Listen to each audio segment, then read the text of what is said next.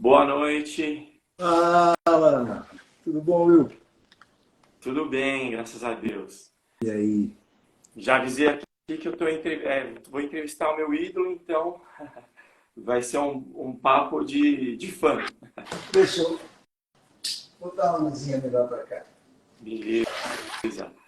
A galera entrando, ó, já. Galera, nossa, entrando em massa aqui, hein? Bom, você é aqui de São Paulo, a gente já conversou, você já me contou, né? Você é de São Paulo e começou no estúdio do Sai Guarabira, é isso?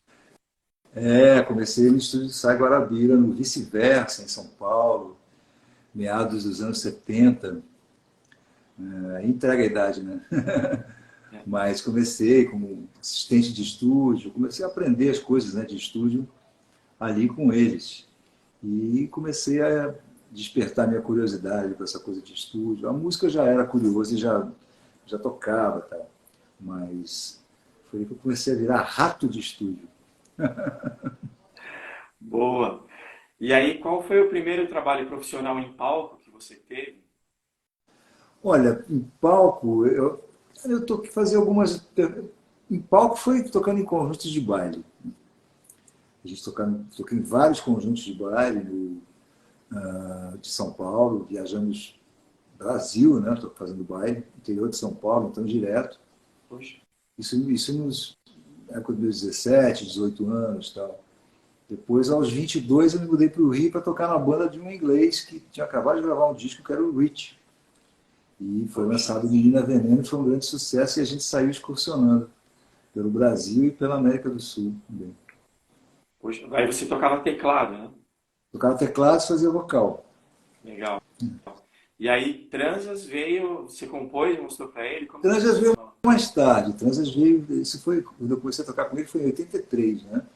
Transas ele gravou em 86, foram 3 anos depois. Eu já tocava com o Lulu Santos e tinha essa música, né? Transas fizemos, mostramos para ele, ele adorou a música, gravou, foi tema de uma novela e estourou. Foi bem bacana, ele gravou maravilhosamente. A gente gravou no estúdio, né? Aquela banda maravilhosa, eu, Torquato Mariano, Arthur Maia. Só fera. A gente não se desgrudava. Poxa, bacana. Só fera, só falou o nome de fera. Não tinha um plebeu aí? Estávamos todos começando na época. Poxa, que bacana. E aí depois você foi tocar com o Lulu Santos e quando surgiu o convite para você gravar um LP seu com suas composições? Durante a minha época tocando com o Lulu, surgiu um convite da Warner para fazer um disco com direção artística do Liminha. Eu gravei lá o disco e com todo esse pessoal tocando também, participação do Cazuza, fez um feat comigo na faixa Fora da Lei, e já tinha essas canções Perigo, tinha o Esquece Vem, tinha Bicho Papão, tinha Pseudo Blues, tinha várias canções que depois, mais tarde, foram regravadas, né, e estouraram e tal.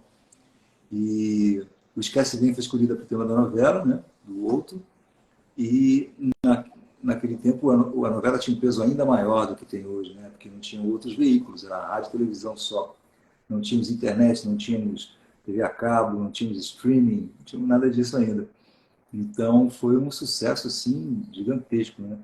Na televisão, num final de semana que eu fiz Globo de Ouro ao vivo, Chacrinha na sexta-feira, Chacrinha no sábado, em Clipe no Fantástico no domingo, a música já realmente ela decolou de vez, né? E assim era muito rápido, né? E foi um sucesso assim, posso dizer meteórico da música. Ficou quantos meses em primeiro lugar, você A lembra? gente ficou 3 meses em primeiro lugar nas paradas. Ela era aquela que tocava nas mais pedidas, sempre 5 para 7, antes da hora do Brasil, tocava o Esquece Vem, você podia girar o dial e ela estava tocando em várias rádios. Bacana. Depois acho que em Rei Sou Eu, o Pense Nisso Amanhã, estava na novela aqui Rei Sou Eu. Penso nisso amanhã foi da Vale Tudo. Tema do Vale Antônio tudo. Fagundes do Vale Tudo. Que Rei Sou Eu foi Finge que Não Falou. Foram 15 temas de novela, né? Ao longo Caramba. desses anos. E teve tema da Malhação, teve tema de Lua Cheia de Amor, teve tema de Que Rei Sou Eu, teve várias novelas. Depois outras canções também minhas, gravadas por outras pessoas. Amor Explícito com a Simone foi tema de novela. Direto no Olhar, que a Rosana gravou também, foi tema de novela. Noite, que a Zizi Posse gravou também, foi tema de novela. E por aí vai. Legal. Muita coisa.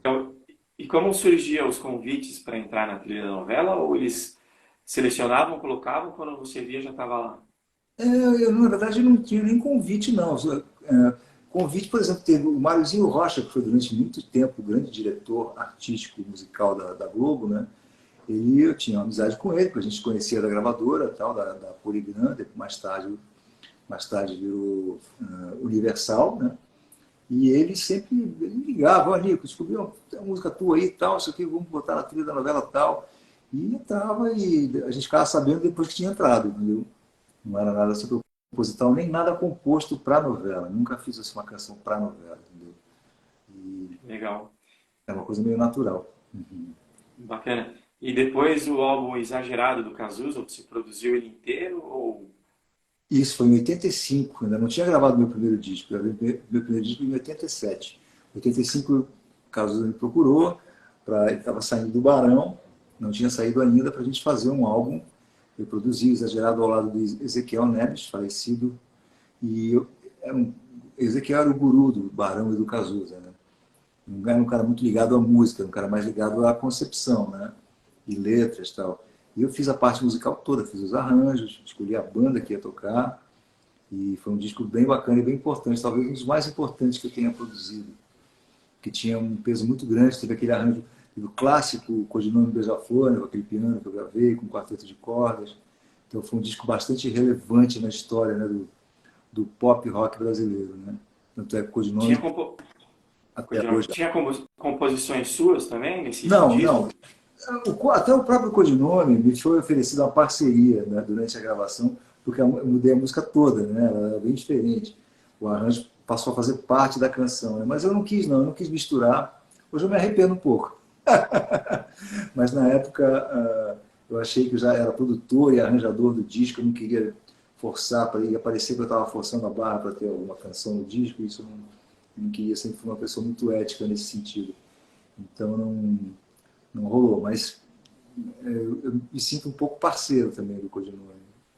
Aquele piano, então, você que criou todo o arranjo. Sim, aquele piano foi gravado original. A gente fez até um clipe para a Globo. A gente estava saindo da praia, eu, caso o disco já lançado. A gente chegou, fomos para o estúdio da RCA, tem um clipe, a gente de camiseta regata, É, eu no passou piano no e ele cantando. Fantástico, né? Passou, exatamente. E a gente estava literalmente voltando da praia. E aí, Bons, bons tempos. legal. E aí você lançou, foram 4 discos ali Não, nos, eu tenho 10 discos autorais. nos anos 80, ali foram quantos? Olha, 87, 88, 89 e 91. Os 4 primeiros foram quase seguidos, né?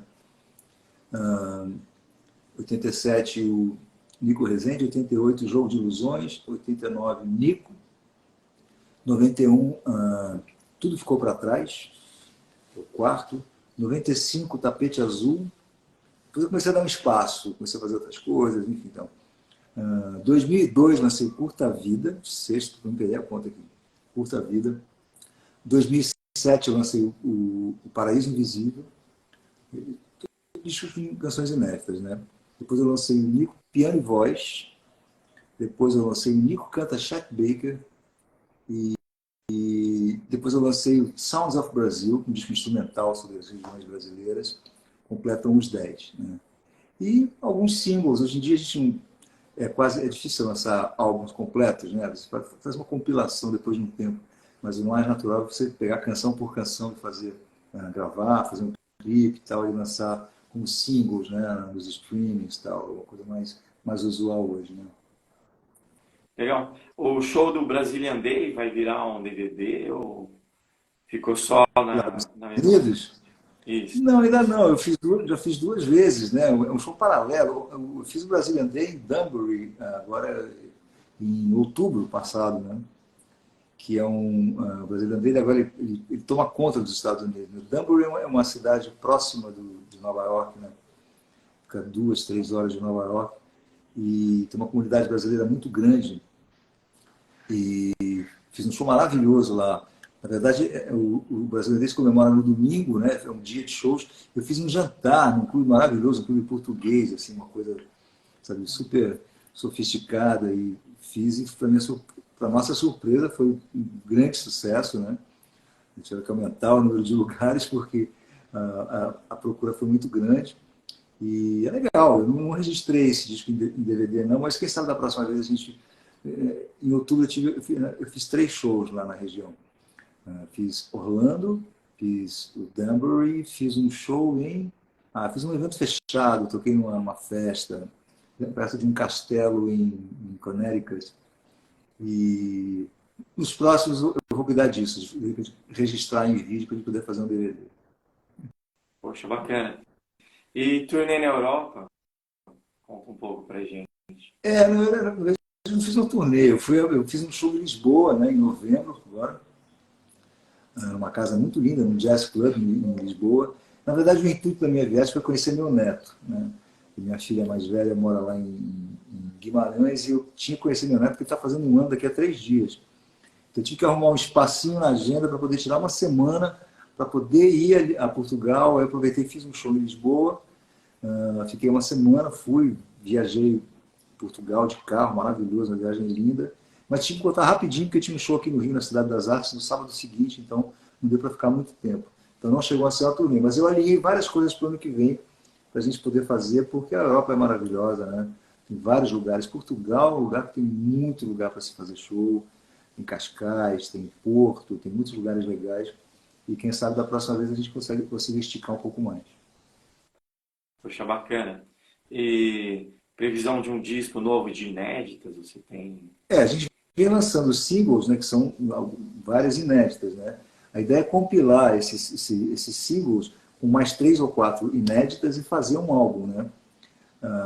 E esse álbum já está em projeto, a gente já tem 5 ou 6 que foram lançadas, né? Agora é pegar 4 inéditas, produzir e compilar nesse álbum, porque é importante você ter um registro de obra, né? Juntar tudo num trabalho só. Acho importante que isso dá uma... É legal para você poder catalogar, para as pessoas poderem ouvir as canções juntas, para elas sentirem a intersecção que existe, né, do compositor entre cada canção, né? Por mais que a gente varie o estilo, sempre existe aquela pegada, né, aquele jeito de compor, aquele jeito de tocar, que é isso que nos caracteriza, né? Então, é legal. Em breve, esse desse ano não passa. Legal, mas ele vai ser físico ou vai ser só virtual? Olha, provavelmente a gente faça algumas cópias físicas, que é sempre bom, né? Eu gosto de ter o CD físico para poder tocar e presentear e divulgar, promover, né? Mas hoje em dia o grosso é virtual. Hoje em dia ninguém mais tem equipamento físico, né? Equipamento físico só essa maquininha dos demônios que é esse telefone celular aqui. Os artistas dos anos 80 eles estão lançando bastante LP, né? O vinil. Você tem Sim. intenção em lançar alguma coisa aí? Ou uma Olha, releitura, algum álbum que... eu sou fã do vinil, né? Eu tenho vinil aqui em casa, eu escuto sempre. Mas eu não sei, não tive ainda nenhum pensamento em relação à mídia, né? Ao vinil em si. Seria legal lançar em vinil, mas eu estou mais preocupado hoje em dia com o conteúdo mesmo das canções, em compor. Estou compondo muito, né? A pandemia foi um período que a gente ficou muito, sabe, eu voltei a compor assim loucamente, foi uma necessidade física, né? De ter que botar para fora as emoções e tal. Então tem muita coisa represada, muita música inédita, né? Então em breve a gente vai estar lançando essas coisas, não sei em que formato, provavelmente em CD e nas plataformas digitais. Né? Legal. Você percebe uma evolução na composição das letras dos anos 80 para cá? Você percebe que você evoluiu ou está falando de outros assuntos que você não falaria naquela época? Não, eu acho que a música vem perdendo um pouco de qualidade ao longo do tempo. Né? Eu acho que dos anos 80 para cá houve uma queda vertiginosa na qualidade das canções. Claro que tem exceções, tem muita gente boa fazendo trabalhos muito bons, mas a gente vê nessa coisa, no período que foi do começo dos anos 90 até os anos 2000, que foi a febre da balada, a balada axé, a balada sertaneja, a balada... Nada contra nenhum estilo. Eu acho que existem 2 tipos de música, a boa e a ruim. Mas é porque a música passou a ser o artista passou a ser um coadjuvante, né? O principal da balada é o público. É ele que tem que curtir, ele tem que se divertir. Então as músicas foram muito direcionadas a esse tipo de ao público e falando do que ele gostaria de fazer durante a balada. Ou beber até cair, ou dançar até o chão, enfim, esse tipo de coisa, entendeu? Então eu acho que a poesia ficou um pouco perdida, relegada a segundo plano. A coisa vem mudando de figura, depois, a partir dos anos 2000, começaram a surgir pessoas assim, mais antenadas, com letras, com conteúdo, essa nova geração de Ana Vilela, Ana Vitória, Vitor Clay, Roberta Campos, esse pessoal Melim, esse pessoal que está ligado na composição e que sistematicamente ouve as canções de lá de trás, porque elas têm muito conteúdo, está tentando dar um fôlego novo à música brasileira, que eu não gosto nem de chamar de MPB, porque MPB parece um nome meio rançoso, né? Eu gosto de falar de música pop. Né? Música pop é aquela música que surpreende, né, pela composição. Então, eu acho que a gente está começando a retomar um caminho que ficou meio perdido durante 20 anos. E é assim, a vida é assim. Legal. Você acha que as arrecadações de royalties musicais no Brasil elas são justas ou ainda a gente está lá atrás, nos anos 90, está engatinhando assim?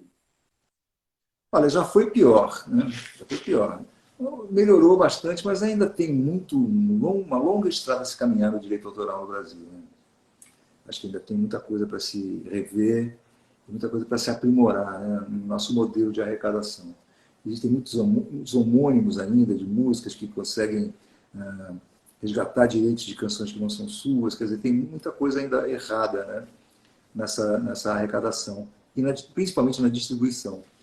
Então, vamos aguardar com calma quais são os próximos passos desse movimento de arrecadação. As sociedades têm se movimentado, né? E a gente tem participado para que isso melhore, para que a gente chegue num patamar mais digno, né, para o artista, para o compositor, mas ainda estamos um pouco aquém disso. Mas você acha que o Spotify ele vai tomar em arrecadação e distribuição Não, futuramente? não, o Spotify são coisas diferentes. Né? O Spotify não vai tomar o lugar do ECAD. O ECAD é que arrecada tanto os direitos de execução pública quanto os direitos de streaming. Né? O próprio ECAD que faz isso tudo. Então, eu acho que o ECAD é que tem que evoluir, como entidade que representa o compositor brasileiro, de uma forma geral, ele tem que evoluir os seus sistemas de arrecadação, o seu sistema de distribuição, e o seu sistema de saber, porque hoje em dia você anda na rua, você vê bares tocando, os bares tocando execução pública à vontade, e o compositor está recebendo? Essa é a pergunta. Né? Então, a gente tem que ser mais justo nessa questão. Né? A obra autoral tem que ser mais respeitada, o direito autoral tem que ser mais respeitado. Já melhoramos, mas estamos longe do ideal. Porque o ECAD ele faz manualmente, né? Ele manda um agente lá ver o que está rolando, o que vai tocar e o cara anota ali. Exatamente. Ainda arcaico. E aí rola aquele famoso, né?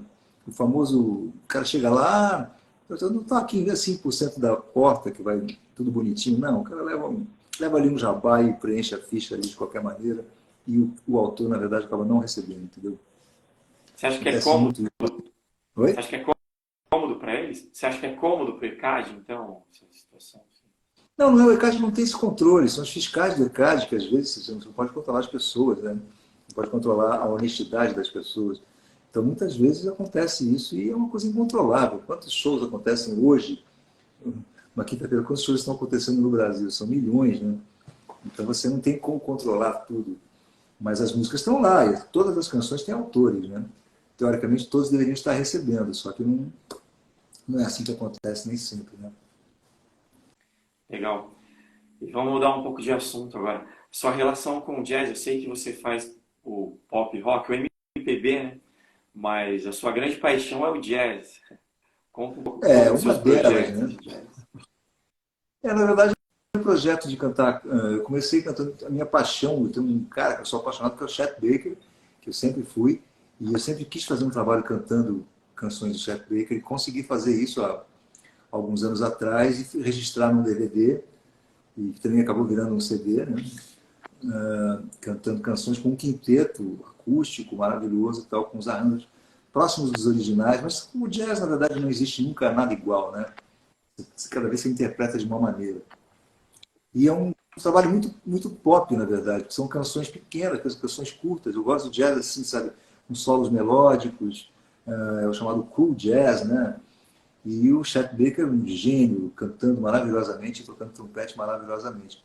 Então eu consegui realizar esse trabalho com uma banda incrível, o Guilherme Dias Gomes, o Fernando Clark na guitarra acústica, o Alex Rocha no baixo acústico, o André Tandeta na bateria, especialistas no jazz, não como eu, que não sou, não era, agora estou ficando um pouco melhor. O trabalho que começou com uma brincadeira virou um DVD e agora eu abri, eu coloquei mais algumas canções, então agora eu cantando clássicos de jazz. Eu tenho feito o circuito Sesc de festivais de jazz no ano passado, esse ano também já tem bastante coisa para fazer. Então, um trabalho paralelo ao meu trabalho autoral e pop, tem essa minha paixão, que é o jazz, que eu gosto de fazer alguns concertos assim que são maravilhosos. Assim, é lindo poder fazer o público cantando, a gente brinca com a sonoridade do jazz, faz o povo repetir canções. E são canções lindas, maravilhosas, eternas, né? Clássicos. Né? É muito bom tocar esse repertório. Legal. E na situação política, assim, os artistas tomando um lado político, você acha que isso atrapalha no convívio com os fãs ou o artista ele tem que expor mesmo a opinião política dele?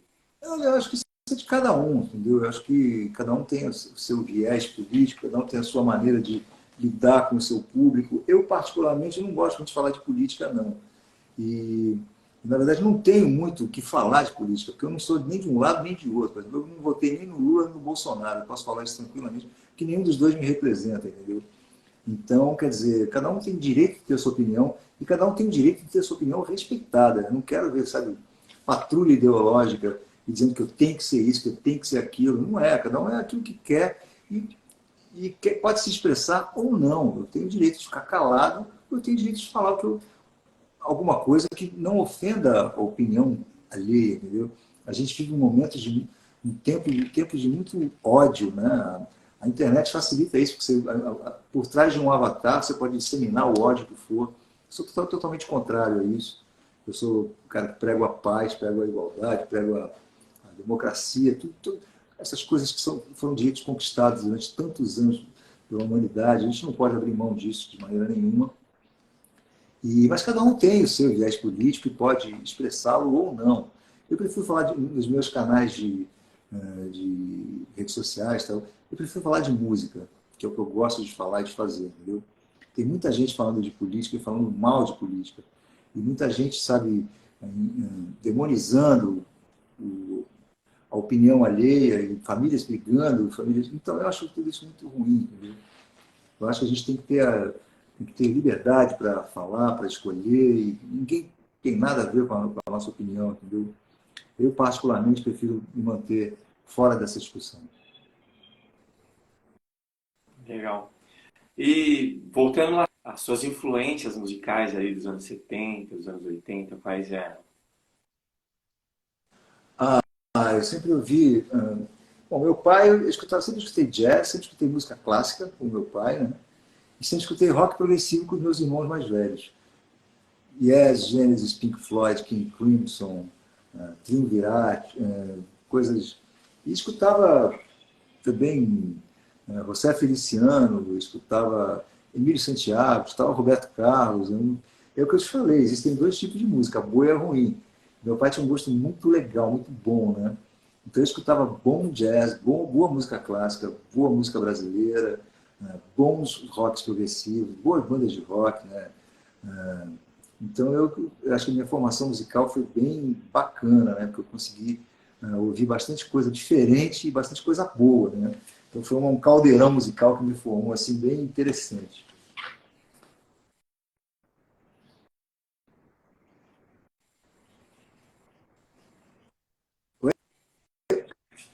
Bacana. Aqui é o Stringer que você usou ali no... Ele pegou ali um pouco da influência dos anos 80, ali do hard rock, Aquele começo, ou você foi uma diz? coisa que saiu naturalmente no começo? É o Stringer, Ideia, né? aquela ideia de fazer um pedal de volume com a guitarra. A ideia que eu passei, o Torquato gravou a guitarra, super guitarrista, né? O Torquato hoje é uma grande estrela, né, da nossa música, diretor do The Voice, enfim, tal, e toca com o Djavan. E a ideia é de fazer uma coisa pop, uma coisa, criar uma coisa, uma atmosfera cinematográfica, entrar com um fade-in, entendeu? Surpreender. Eu acho que o pop é isso, você tem que surpreender. Então, quando a canção entrava no rádio, assim, que as pessoas ouviam, opa, era um som diferente, entendeu? Ninguém sabe, não parecia nem música brasileira, né? Parecia uma coisa meio, o que é isso aí, né? Então, eu acho que isso dá uma chancelada assim, né, no som, né? A gente sempre procurou fazer, procurou esse tipo de sonoridade, né? Diferente.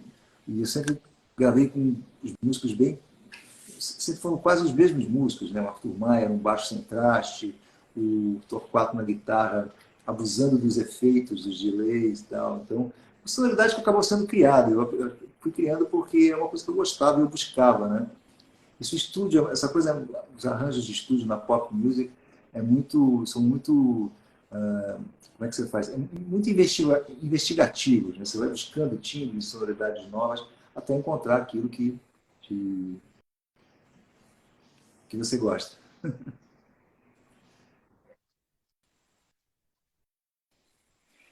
E quando você está tocando, eu lembro uma vez que você foi fazer um show em São Paulo, Tá, só e no final você me falou,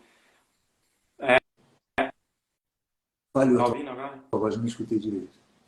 Tô, Tá ouvindo agora? tô, Tá ouvindo? tá. Tá saindo? Legal. Quando você está tocando ali, você está prestando atenção ou você está só se concentrando? Eu lembro que você fez um show aqui em São Paulo e no final você me falou, pô, o guitarrista mudou o timbre da guitarra. Não sei se você vai lembrar disso. A gente ouve tudo, né? Mas na verdade, quando você está no palco, você entra num transe, né?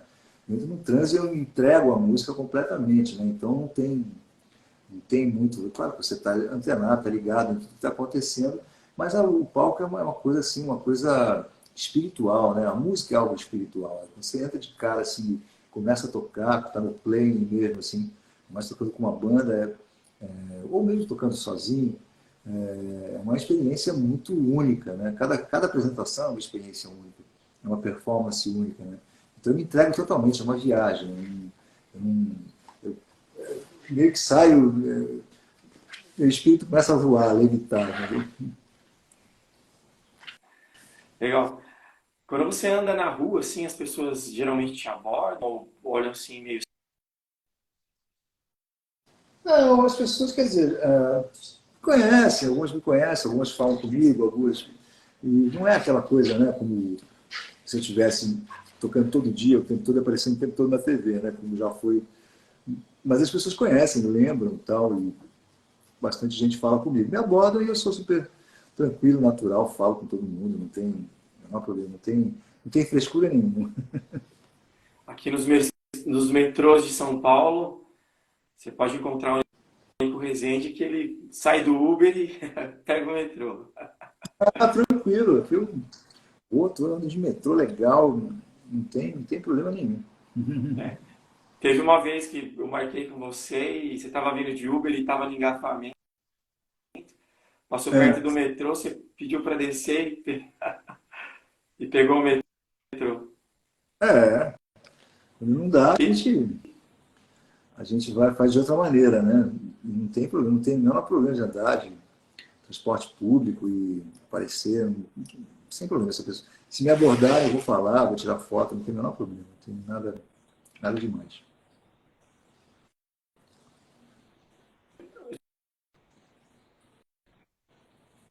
esse dia eu estava no trem, faz um tempo, estava no metrô e entrou o Raí, assim, do nada. Eu falei, nossa, Raí. Aí eu conversei com ele e ele falou que prefere andar de metrô. Você acha que o mercado musical de São Paulo e do Rio, eles são muito distintos? Ou você acha que eles são parecidos e tem oportunidades no Rio e muitas oportunidades em São Paulo? Tô falando das cidades, né? Rio de Janeiro Não, e eu São acho que São Paulo. Paulo tem mais mercado, tem mais lugares, tem mais gente, tem mais casas de show, tem mais. Eu acho que São Paulo é um mercado melhor do que o Rio, né? Em geral. Mas o Brasil inteiro é um mercado muito bom, né? Você vai para o Nordeste, tem muito bons lugares, as pessoas adoram. O brasileiro é um povo muito musical, né? Então, onde você for, você vai encontrar público para suas canções, para o seu trabalho. Não vejo muito problema, não.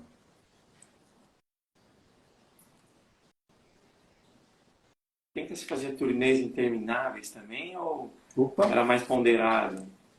desculpa. Na década de 80, tá ouvindo agora? Tô. Na década de 80 você fazia turnês mais intermináveis ou ela tinha uns intervalos? Não, eram turnês que você não eram intermináveis, não. A gente normalmente fazia show no final de semana. Você ia para o Nordeste, a gente fazia sexta, sábado e domingo, voltava para o Rio, outra quinta e fazia assim. Os shows normalmente, até hoje são quinta, sexta, sábados os mais frequentes e domingo às vezes, né? Então sempre foi, acho que está parecido. Não tem, a gente procura otimizar os espaços, né? Você vai para o Nordeste, procura, em vez de fazer um show, fazer logo três, né? Já está lá com equipe, com produção, então você procura otimizar esse tipo de essa logística, né? Para poder não alterar muito o custo para você. Mas em geral, turnês hoje em dia ficaram assim, um pouco mais caras, né? Porque mais caro. Mas também o público está mais ávido, essa demanda reprimida, essa pós-pandemia, está se mostrando bem efetiva, né, nessa coisa de shows, está todo mundo trabalhando, eu vejo todo mundo na estrada, quer dizer, a coisa está caminhando bem, voltou a caminhar bem. Legal. Nos anos 80 você era do escritório do Paulo Lima, né? Um dos maiores show business do E Brasil. Paulinho tinha todo mundo, era João Penca, era Lu Santos, era Rich, era Kid Abelha, Léo Jaime, todo mundo era do escritório dele. E a gente passou por lá também. Ele acabou ficando E aí nos anos meu grande 90, parceiro, né, letrista. Nos anos 90, um pouco, legal. diminuíram os shows, foi o que eu te falei, aquela história da balada, né? Os anos 90, foram 20 anos assim que a nossa geração ficou um pouco no ostracismo, né? Não paramos, mas a coisa ficou muito aglutinada no axé, no sertanejo e tal. Então a música pop mesmo ficou um pouco esquecida, né? E vem voltando com um grande estilo.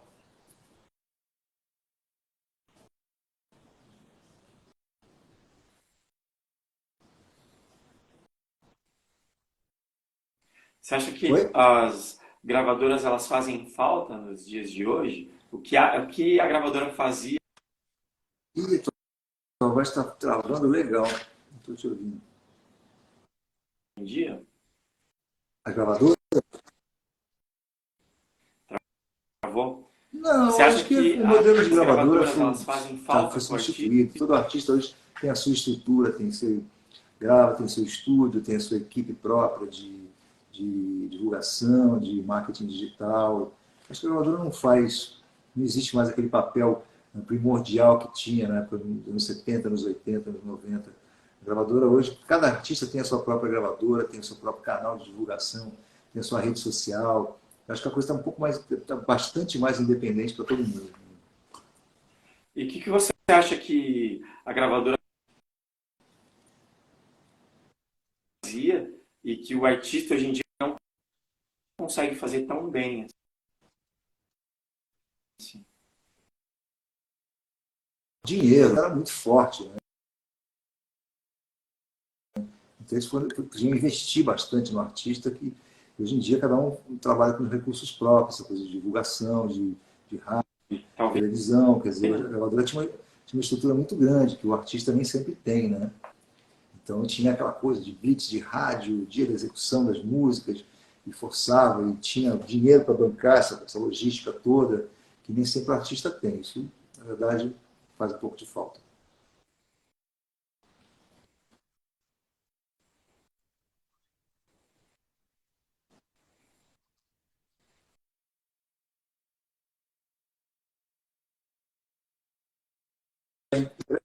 Oi?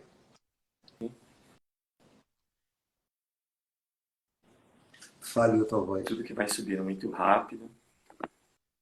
Poxa. Eu só de óculos, falei só de óculos. Não, travou aqui. Então, Falhou. um prazer estar aqui com você. Um beijo para É, todo mundo que está aí, mandando comentário. Não estou enxergando, show daqui a pouco em São eu Paulo, vou quando ver vai tudo ter? direitinho. E é isso aí. Espero em breve estar em São Paulo para a gente poder fazer alguns shows por aí. E é isso aí, vamos que vamos. Música, boa música. Um beijo no coração de todos toda a audiência. Obrigado. A Carol aqui, minha esposa, tá falando aqui que quer ir no seu show em São Paulo de novo. Ah, que legal. Com certeza irei. Então, tá bom. Muito Muito bom, Will. Muito obrigado. obrigado a você, meu Valeu. velho. Obrigado. Valeu. Forte abraço.